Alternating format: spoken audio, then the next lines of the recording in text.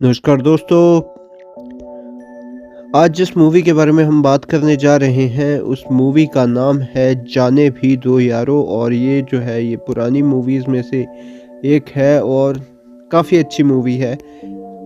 अगर आप उस टाइम के हिसाब से देखना चाहें तो ये मूवी काफ़ी सही लगी थी, तो इसलिए मैं इसके बारे में आपको थोड़ी सी स्टोरी बता देता हूँ। आशा करूँगा कि आपको पसंद आए। पेशेवर फोटोग्राफर विनोद चोपड़ा और सुधीर मिश्रा बॉम्बे के प्रतिष्ठित हाजी अली क्षेत्र के फोटो स्टूडियो खोलते हैं।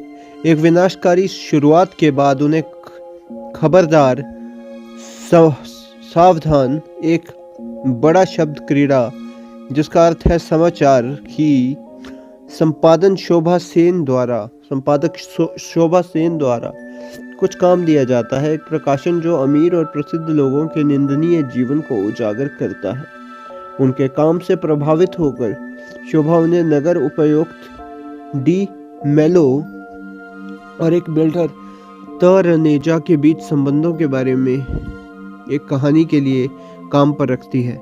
वे त रनेजा उनके व्यवहारिक प्रतिद्वंदी आहूजा 4 फ्लाईओवर के निर्माण के ठेके जीतने के लिए डी मेलो को रिश्वत देने के लिए उसके साथ काम करते हुए पाते हैं। शोभा उन दोनों फोटोग्राफर्स को तरनेजा और आहूजा के बीच दरार पैदा करने के लिए कहती है। विनोद अल्बर्ट पिंटो का प्रतिरूपण करते हुए तरनेजा को यह विश्वास दिलाता है कि तरनेजा और आहूजा तब तक लड़ते हैं जब तक तरनेजा सचिव प्रिया सहायक और उसकी आयुक्त श्रीवास्तव के साथ वहां नहीं पहुंचती और उन्हें बताती है कि डिमेलो ने ठेके ना तो तरनेजा और ना ही आहूजा बल्कि किसी और को ही दिए हैं। इस बीच सुधीर और विनोद एक फोटोग्राफी प्रतियोगिता में हिस्सा लेने का फैसला करते हैं जिसमें उन्हें 5,000 रुपये मिलते हैं। वे शहर भर में कई तस्वीरें खींचते हैं। एक तस्वीर में वे एक आदमी को किसी को गोली मारते हुए देखते हैं और उसे बड़ा करने पर उन्हें पता चलता है कि हत्यारा तरनेजा है और वे उस पार्क में वापस लौटते हैं जहां उन्होंने ये तस्वीर खींची थी। आखिरकार घटना स्थल पर का पता लगाते हैं।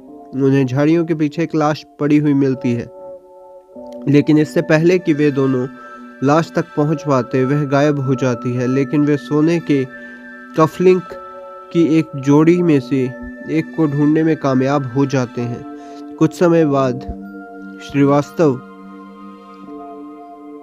नए कमिश्नर बन गए हैं। तरनेजा ने दिवंगत डिमेलो की स्मृति में एक फ्लाईओवर बनाया है जिसके बारे में उनका कहना है कि उनकी मृत्यु एक लाइलाज बीमारी से हुई। विनोद और सुधीर फ्लाईओवर के उद्घाटन में शामिल होते हैं, वहां दूसरी कफलिंग खोजते हैं।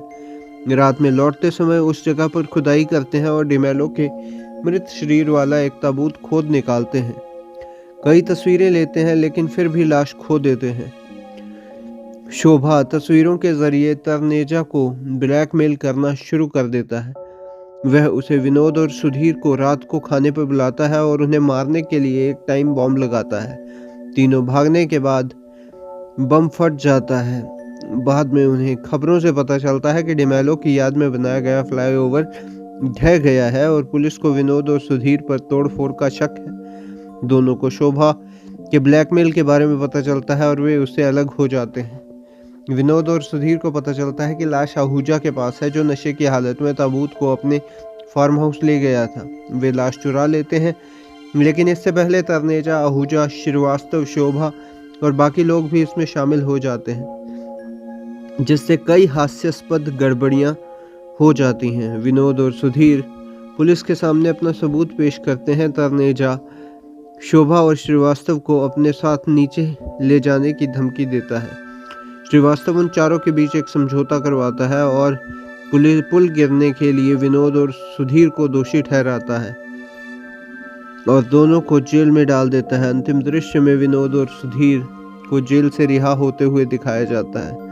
जेल में कपड़ों में ही वे प्रतीकात्मक रूप से गला काटने का इशारा करते हैं। तो दोस्तों, ये थी इस मूवी की स्टोरी। इसमें नसीरुद्दीन शाह और अपने अमरीश पुरी जी जैसे एक्टर्स थे तो अगर आप देखना चाहते हैं इस मूवी को तो ज़रूर देखिए, ये काफ़ी पुरानी और क्लासी मूवी है। मैं चलता हूँ, मैं मिलता हूँ आपको किसी और मूवी के रिव्यू के साथ, तब तक के लिए bye bye, take care, have a great time. Bye.